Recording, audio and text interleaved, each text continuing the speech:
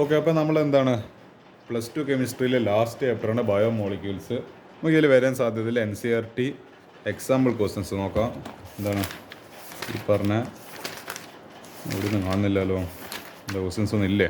Page number 290 എന്താണ് indexed ക്വസ്റ്റ്യൻസിലെ 3 ക്വസ്റ്റ്യൻസും ചെയ്യുക. 10.1, 10.2, 10.3. ഇത് ലേറ്റസ്റ്റ് ടെക്സ്റ്റ് ബുക്കാണ്.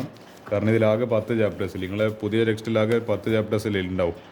295 ഇൻടെക്സ്റ്റ് ക്വസ്റ്റ്യൻസിൽ 10.5ഉം 10.4ഉം 10.5ഉം ചെയ്യുക, എക്സാമിന് വരും. അതേപോലെ പേജ് നമ്പർ 301 ഇൻടെക്സ്റ്റ് ക്വസ്റ്റ്യൻസ് തന്നെ 13.6, 13.s എന്ന് പറയുക 10.6, 10.7, 10.8. ഇതിലാകെ ഇൻടെക്സ്റ്റ് ക്വസ്റ്റ്യൻസ് മാത്രമല്ല, അതെല്ലാം നിങ്ങൾ എന്ത് ചെയ്യുക, കൃത്യമായിട്ട് ചെയ്യുക. അപ്പോൾ ഇനി എന്ത് ചെയ്യുക, നമുക്കിതിൽ വരാൻ സാധ്യതയിൽ NCERT എക്സസൈസ് ക്വസ്റ്റ്യൻസ് നോക്കാം. ഇനി എന്ത് ചെയ്യുക, നമുക്ക് ഇതിൽ വരാൻ സാധ്യതയിൽ NCERT എക്സസൈസ് ക്വസ്റ്റ്യൻസ് നോക്കാം. ഓക്കെ, അപ്പോൾ നമുക്ക് ഈ 10ാമത്തെ ക്വസ്റ്റ്യൻ നോക്കാം. എന്താണ് എന്യൂമറേറ്റ് ദ റിയാക്ഷൻസ് ഓഫ്, എന്താണ് എനിക്കൊന്ന് എന്യൂമറേറ്റ് എന്ന് ഉദ്ദേശിക്കുന്നത് ഇംഗ്ലീഷിൽ അത് നിങ്ങൾക്ക് അതിൻ്റെ മീനിങ് മനസ്സിലാകുന്നില്ലെങ്കിൽ, അതായത് ആ റിയാക്ഷൻ എഴുതാനാണ് പറഞ്ഞിട്ടില്ല. അത് ഡി ഗ്ലൂക്കോസ് അപ്പോൾ which cannot be explain by its open chain structure. അപ്പോൾ give reactions which are characteristics of aldehyde group but do not shown by glucose as it is in free CHO group is not present.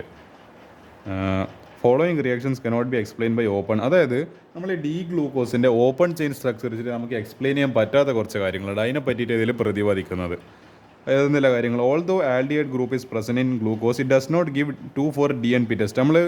ഞാൻ actually എന്താണ് aldehyde ketones പറയുന്ന സമയത്ത് ഈ 2,4-DNP ടെസ്റ്റിനെ പറ്റി പറഞ്ഞായിരുന്നു, ഡൈനൈട്രോഫീനൈൽ എന്നില്ല. അപ്പോൾ അതെന്താണ്, അത് ആക്ച്വലി ആൽഡിഹൈഡ് ഗ്രൂപ്പിൻ്റെ ഒരു ഡിസ്റ്റിങ്ഷൻ ടെസ്റ്റാണ്. ആൽഡിഹൈഡ് ആണോ നമ്മളെ കയ്യിൽ, പക്ഷേ നമുക്ക് എന്ത് ചെയ്യാൻ പറ്റില്ല, ഈ ഡി ഗ്ലൂക്കോസിനെ ഈ എന്താണ് 2,4-DNP ടെസ്റ്റ് വെച്ചിട്ട് കണ്ടുപിടിക്കാൻ വേണ്ടി പറ്റില്ല.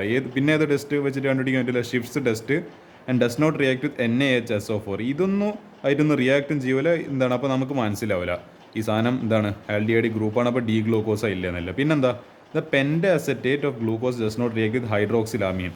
ആ ഗ്ലൂക്കോസിലെ പെൻഡാസെറ്റേറ്റ് എന്ന് പറയുന്ന ഗ്രൂപ്പ് നമ്മൾ ഹൈഡ്രോക്സിൽ അമീനുമായിട്ട് റിയാക്ട് ചെയ്യുന്നില്ല. അതേപോലെ formation of alpha and beta methyl glucosides cannot be explain by its open chain structure. അപ്പോൾ ആൽഫയും ബീറ്റയും മീഥൈൽ ഗ്ലൂക്കോസൈഡ്സിൻ്റെ ഫോർമേഷനും ഇത് വെച്ചിട്ട് ഓപ്പൺ ചെയിൻ സ്ട്രക്ചർ വെച്ചിട്ട് എക്സ്പ്ലെയിൻ ചെയ്യാൻ പറ്റില്ല. These are only formed when we assume its ring structure. ഇതിൻ്റെ റിംഗ് സ്ട്രക്ചർ കൺസിഡർ ചെയ്യുമ്പോഴാണ് ഈ പറഞ്ഞ എന്ത് നടക്കുന്നത്, നമുക്ക് ഈ പറഞ്ഞ റിയാക്ഷൻസ്, അതായത് അത് നമ്മളിപ്പോൾ എന്താണോ നമുക്ക് എന്താണ് ഇതിലേക്ക് നമുക്ക് എക്സ്പ്ലെയിൻ ചെയ്യാൻ പറ്റുന്നത്, അതെല്ലാം എക്സ്പ്ലെയിൻ ചെയ്യാൻ പറ്റുന്ന എന്തുകൊണ്ടാണ് ഈ റിംഗ് സ്ട്രക്ചർ ഇല്ലോണ്ട്. ഇതാണ് ആക്ച്വലി അതിൻ്റെ റിംഗ് സ്ട്രക്ചർ വരുന്നത്. അപ്പോൾ അതെന്ത് ചെയ്ത് നിങ്ങൾ ഒന്ന് ഫോട്ടോ എടുത്തിട്ട് സംഭവം എന്ത് ചെയ്യുക, സ്ക്രീൻഷോട്ട് എടുത്തിട്ട് ഇത് നോട്ട് ചെയ്തോക്കെ ഈ കാര്യങ്ങൾ എന്താണെന്നില്ല. ഇനി നമുക്ക് അടുത്ത ക്വസ്റ്റ്യൻ ഡിസ്കസ് ചെയ്യാം. അപ്പോൾ ഇതാ, what type of bonding helps in stabilising the alpha helix structure of പ്രോട്ടീന്. നമ്മളെ ആൽഫ ഹെലിക്സ് സ്ട്രക്ചർ ഓഫ് പ്രോട്ടീനെ സ്റ്റെബിലൈസ് ചെയ്യാൻ ഉപയോഗിക്കുന്ന ബോണ്ടിങ് ഏതാ? ആ പറയുന്ന ബോണ്ടിങ്ങിൻ്റെ പേരാണ് intra molecular hydrogen bonding between ഇതെന്ന ഗ്രൂപ്പ് കീറ്റോണിക് ഗ്രൂപ്പ്, ഇതെന്ന group NH group of different peptide bonds. അപ്പോൾ alpha helix structure of proteins is stabilised by the intra molecular hydrogen bonding between ഏതെല്ലാം കീറ്റോൺ ഗ്രൂപ്പും NH group of different peptide bonds. ഇതാണ് നിങ്ങൾ എഴുതി കൊടുക്കേണ്ട answer എന്ന് പറയുന്നത്. ഈ ഒരു ക്വസ്റ്റ്യൻ നോക്കാം. How do you explain the amphoteric behaviour of amino acids? നോക്കാലോ. Amphoteric behaviour is due to the presence of basic group NH2, പിന്നെന്താ അസിഡിക് ഗ്രൂപ്പ്. ഈ ആംഫോട്ടറിക് എന്ന് പറഞ്ഞാൽ എന്താ ആക്ച്വലി ഉദ്ദേശിക്കുന്നത്, അസിഡിക് നേച്ചറും കാണിക്കുന്നുണ്ട്, ബേസിക് നേച്ചറും കാണിക്കുന്നുണ്ട്. അപ്പോൾ ഈ ബേസിക് നേച്ചർ എങ്ങനെ കാണിക്കുന്നത്, ഈ ഒരു NH2 ഗ്രൂപ്പിലുണ്ട്. അസിഡിക് നേച്ചർ എങ്ങനെ കാണിക്കുന്നത്, ഈ COOH ഗ്രൂപ്പിലുണ്ട്. Amino acids of amino group basic in nature and carboxyl group COOH which is acidic in nature. In aqueous medium NH2 എന്താണ് group accepts a proton and COOH groups loses a proton forming a dipolar ion called, ഇതിനെ പറയുന്ന പേരാണ് Zwitter ion. In this form, amino acids behave both as acids and bases, so they are amphoteric in nature. അതായത് ഇവിടുന്ന് എന്ത് ചെയ്യും, ഇവിടുന്ന് ഹൈഡ്രജന് ഇവിടുന്ന് തട്ടിപ്പോവും H+ ആയിട്ട്. അപ്പോൾ ഇത് CO- ആയി. അപ്പോൾ എന്താ, ഇയാൾ അസിഡിക്കായി. അതേപോലെ നൈട്രജന് മുകളിൽ എന്താണ് ലോൺ പെയർ ഓഫ് ഇലക്ട്രോൺ ഉണ്ടല്ലോ. അപ്പോൾ ഇയാൾ എന്ത് ചെയ്യും, ഹൈഡ്രജന് നേരെ ഇയാളെ കയറിയിട്ട് അറ്റാക്ക് ചെയ്യും. അപ്പോൾ ഇവിടെ NH3 ഇയാളെ ലോൺ പെയർ ഇപ്പം പോയോണ്ട് പ്ലസ് വന്ന് NH3 പിന്നെ പ്ലസ് പിന്നെ CH R ഗ്രൂപ്പ് പിന്നെ എന്താ CO-. ഇതിനെ ഈ ഡൈപോളർ ആയോണ്ട്, അതായത് രണ്ടും എന്താണ് ഡൈപോളർ എന്ന് പറയുമ്പോൾ ഓപ്പോസിറ്റ് ചാർജസിലേക്ക് നിൽക്കുന്നത്. അപ്പോൾ എന്താ ഈ പറഞ്ഞ ഇതിനെ പറയുന്ന പേരാണ് Zwitter ion. Zwitter ion അതിൻ്റെ പേര്. അപ്പോൾ ഇതുകൊണ്ടാണ് in this form amino acids behave both as acids and bases. അപ്പോൾ എന്താ ഇവർക്ക് ഈ എന്താണ് അമിനോ ഗ്രൂപ്പിന് എന്താണ് ഇപ്പോൾ ഇയാളെ വിട്ടുകൊടുക്കാനും പറ്റൂ, എന്നിട്ട് എന്ത് ചെയ്യുക, അല്ലെങ്കിൽ ഇതിനെ സ്വീകരിക്കാനും പറ്റും. അതുകൊണ്ട് ഇയാൾ എന്താണ് ചെയ്യുന്നുണ്ട്, ആസിഡുമായിട്ട് ആക്ട് ചെയ്യുന്നുണ്ട്, ബേസുമായിട്ട് ആക്ട് ചെയ്യുന്നുണ്ട്. എന്താണ് H+നെ റിമൂവ് ചെയ്യുന്ന ആളാണ് ആസിഡ് എന്ന് പറയുക, H+നെ അക്സെപ്റ്റ് ചെയ്യുന്ന ആളാണ് ഏത് എന്ന് പറയുക, ബേസ് എന്ന് പറയുക. അത് ആക്ച്വലി ഏത് കോൺസെപ്റ്റ് ആയിരുന്നു, നമ്മൾ ഇക്വിലിബ്രിയത്തിൽ 3 കോൺസെപ്റ്റ് പഠിക്കുന്നുണ്ട്. മറ്റേ Bronsted lorry concept, Luis concept അങ്ങനെ പറഞ്ഞിട്ട് 3 കോൺസെപ്റ്റ് പഠിക്കുന്നത്. ഏത് കോൺസെപ്റ്റാണെന്ന് എനിക്ക് ഓർമ്മയില്ല. പക്ഷെ എന്താ ഇത് രണ്ടും എന്താണ് ആസിഡും ബേസായിട്ട് ഈ സാധനം ആക്ട് ചെയ്യുന്നുണ്ട്. എന്താ ഇത് നമുക്ക് we can explain the amphoteric behaviour of amino acids. നമുക്ക് ഈ ഒരു ക്വസ്റ്റ്യൻ നോക്കാം. What is the effect of denaturation structure of proteins? നമ്മൾ എന്താണ് ഈ പറഞ്ഞ നമ്മളെ ഇത് മുട്ട എന്താണ് നമ്മൾ ഇതാക്കില്ല, ബോയിലാക്കും, അന്നേരം നമുക്ക് എന്ത് കിട്ടും, ഒരു വൈറ്റ് കളറിലുള്ള ബോയിൽഡ് എഗ്ഗ് കിട്ടും. അതേപോലെ നമ്മൾ ഈ എന്താണ് പാലിനെ തൈരാക്കി മാറ്റുന്ന പ്രോസസ്സ്, കേർഡിലിംഗ് ഓഫ് മിൽക്ക്, ഇതിലെല്ലാം എന്ത് സംഭവിക്കും, അതിൻ്റെ pH വേരിയേഷൻ വരും. അല്ല അങ്ങനെയല്ല എന്ന് പറയേണ്ടത്, അതിൻ്റെ അമിനോ ആസിഡ്സിൻ്റെ സ്ട്രക്ചറിൽ ഒരു ഡാമേജ് വരും. എങ്ങനെയല്ലോ, ഇപ്പോൾ നമ്മൾ മറ്റേ ബോയിലിംഗ് എഗ്ഗിൻ്റെ സ്ഥിതി ചെയ്യുന്ന ടെമ്പറേച്ചർ നമ്മൾ കൂടുന്നു, ടെമ്പറേച്ചർ മാറുമ്പോഴും പിന്നെ ഈ മറ്റേ പാല് തൈരായിട്ട് മാറുന്ന പ്രോസസ്സ് അവിടെ അതിൻ്റെ pH ലെവൽ മാറുന്നുണ്ട്.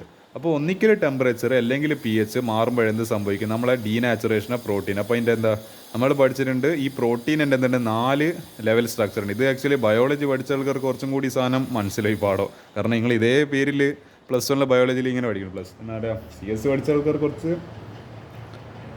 അപ്പോൾ എന്താ ഈ പറഞ്ഞ during the denaturation of A protein in secondary and tertiary structures. നമ്മൾ ക്വാട്ടർണറി സ്ട്രക്ചർ പഠിച്ചിട്ടുണ്ട്, പ്രൈമറി സ്ട്രക്ചർ ഉണ്ട്, സെക്കൻഡറി സ്ട്രക്ചർ ഉണ്ട്, ടെർഷ്യറി സ്ട്രക്ചർ ഉണ്ട്, ക്വാട്ടർണറി സ്ട്രക്ചർ ഉണ്ട്. ഇതിൽ ഈ സെക്കൻഡറി സ്ട്രക്ചറും പ്രൈമറി സ്ട്രക്ചറും എന്തായി ഇപ്പോൾ ഡിസ്ട്രോയ് ആയി പോകും, ബട്ട് പ്രൈമറി സ്ട്രക്ചേഴ്സ് റിമെയിൻ. അപ്പോൾ ഈ ആൾ ബാക്കിയായി പോകും intact. During this process, globular protein is converted into fibrous protein and the biological activity of the protein is lost. നമ്മളിങ്ങനെ എന്താണ് ചുരുണ്ടെടുക്കുന്ന ഒരു വല്ലാത്ത ജാതിയാണെങ്കിൽ എന്താണ് നമ്മളെ പ്രോട്ടീൻ എന്ന് പറയുന്നത്. അപ്പോൾ എന്ത് ചെയ്യും, ഈ ചുരുണ്ടെടുക്കുന്ന സാധനം എന്തായി മാറും, കുറച്ചും കൂടി അതായത് എന്ന് പറയേണ്ടത് കുറച്ചും കൂടി എന്താണ്, ഇപ്പോൾ ഇങ്ങനെയില്ല സാധനം എന്തായി കുറച്ചും കൂടി ഒരു ഇതുപോലെ എങ്ങനെ ഞാൻ പറയേണ്ടത്, കുറച്ചും കൂടി ഒരു ഓർഡറിൽ വരും ഈ സാധനങ്ങളല്ലോ. അതാണ് that means it has lost its biological activity. അപ്പോൾ എന്തെല്ലാണ് വേരിയേഷൻസ് വരാൻ പറ്റും, ഒന്നിക്കൽ ടെമ്പറേച്ചറിൽ അല്ലെങ്കിൽ pH. അപ്പോൾ മാറുമ്പോൾ എന്ത് സംഭവിക്കും, അതിൻ്റെ സെക്കൻഡറിയും tertiary structures are destroyed and as well as its biological activity is lost. അപ്പോൾ ഒരു പ്രോട്ടീനിൻ്റെ സെക്കൻഡറിയും ടെർഷ്യറി സ്ട്രക്ചർ ഡിസ്ട്രോയ് ആൻഡ് എന്താണ് അതിൻ്റെ ബയോളജിക്കൽ ആക്ടിവിറ്റി ഈസ് ലോസ്റ്റ്. ആ പറയുന്ന പ്രോസസ്സിൻ്റെ പേരാണ് ഡീനാച്ചുറേഷൻ ഓഫ് പ്രോട്ടീൻ. അപ്പോൾ അതിൻ്റെ എക്സാമ്പിൾസ് നിങ്ങൾ എന്തെല്ലാം എഴുതേണ്ടത്, ബോയിലിംഗ് ഓഫ് എഗ്ഗും പിന്നെ കേർഡിലിംഗ് ഓഫ് മിൽക്കും.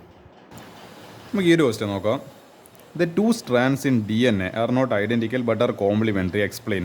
Discuss the bonding and pairing of bases. Draw the double helical structure of DNA molecule. ഇങ്ങനെ ഒരു ക്വസ്റ്റ്യൻ വന്നാൽ നിങ്ങൾ എന്താ ചെയ്യുക, The 2 strands in DNA molecule are held together by hydrogen bonding. ഇതെന്താണ്, ഇത് കുറച്ചും കൂടി ഞാൻ പറഞ്ഞല്ലോ, ആ ബയോളജി പഠിച്ച ആൾക്കാർ കുറച്ചും കൂടി ഞാൻ പറയുന്ന കാര്യം മനസ്സിലാകുന്നുണ്ടാവും. Which is according to a specific rule. ആ റൂളെല്ലാം എന്താണെന്നുള്ളത് ചിലപ്പോൾ നിങ്ങൾ ബയോളജിയിൽ പഠിച്ചിട്ടുണ്ടാവും, ഞാനത് ഇവിടെ ഡിസ്കസ് ചെയ്യുന്നില്ല, കാരണം അതിൻ്റെ ആവശ്യം ഇവിടെ ഇല്ല. ഇപ്പോൾ എഡിനിൻ നമ്മളെന്തെല്ലോ പഠിച്ചില്ല, ഞാൻ 10ാം ക്ലാസ്സിൽ ഞാൻ ബയോളജി പഠിച്ചില്ല, പക്ഷെ എനിക്കെന്തോ 10ാം ക്ലാസ് പഠിച്ചെന്നുള്ള സാധനം ഓർമ്മയുണ്ട്. എഡിനിൻ, ഗ്വാനിൻ, മറ്റേ സൈറ്റോസിൻ, തൈമിൻ എന്നെല്ലാം പറഞ്ഞിട്ട് യുറാസിൽ എന്നെല്ലാം പറഞ്ഞിട്ട് എന്തെല്ലോ പഠിച്ച ഓർമ്മയുണ്ട്. അപ്പോൾ ഈ എഡിനിൻ ഇസ് ബൗണ്ട് തൈമിനെ, അപ്പോൾ എന്താ എഡിനിനും മറ്റേ തൈമിനും ഒരു പെയർ, അവരൊരു ജോഡി. ഈ ഗ്വാനിനും സൈറ്റോസിന് വേറൊരു ജോഡി. Due to this base pairing principle. അപ്പോൾ എന്താ ഇവർ തമ്മിലൊരു ബേസ് പെയറിങ്ങിൻ്റെ ഒരു പ്രിൻസിപ്പിൾ ഉണ്ട്, അതായത് ഈ ഏതെല്ലാം ബേസസ് തമ്മിലാണ് പെയർ ആവുക എന്നുള്ളത്.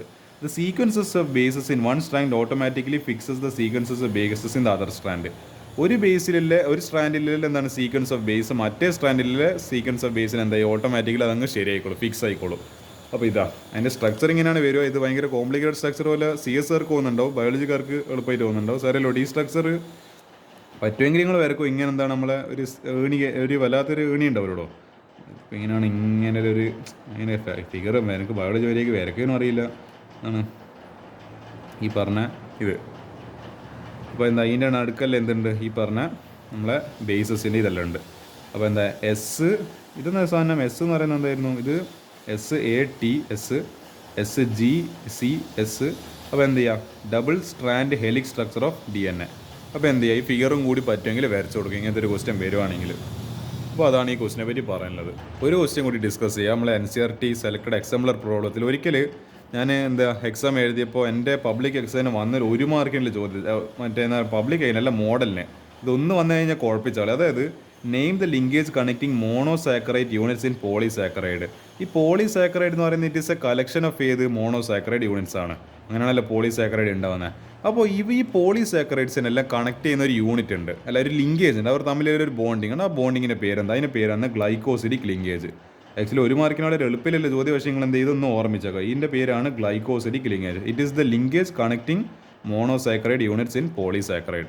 അപ്പോൾ അത്ര ക്വസ്റ്റ്യൻസ് ചെയ്തില്ലല്ലോ മറ്റേ ഈ പറഞ്ഞ നമ്മളെ ബയോമോളിക്യൂൾസിൽ. അപ്പോൾ എന്താ ഈ പാഠം മര്യാദ പഠിക്കും നിങ്ങൾ.